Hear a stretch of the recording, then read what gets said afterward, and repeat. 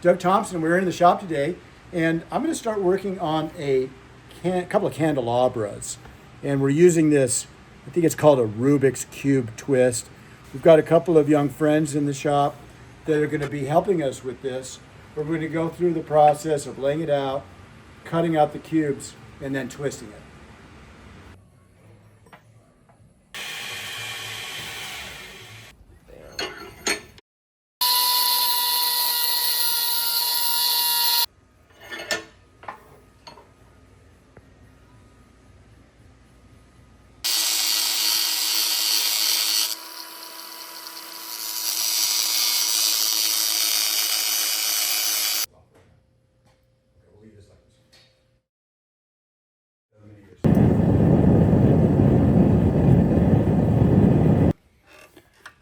Okay, they're right there.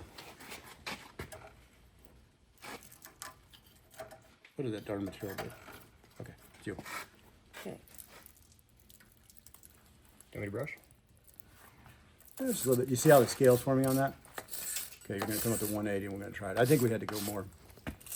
Okay, let's look at the other one. Hold on a second. Yeah, it's definitely 360. Okay, one more. So one more 90. Okay, let's pull that off. What do we think? One more corner. Yep. Crank on it. Now we want this to be coplanar. You're going to stop when they're coplanar. A little bit more, a little bit more, a little bit more. That's good. Okay. Do you want to hold the second one by it too?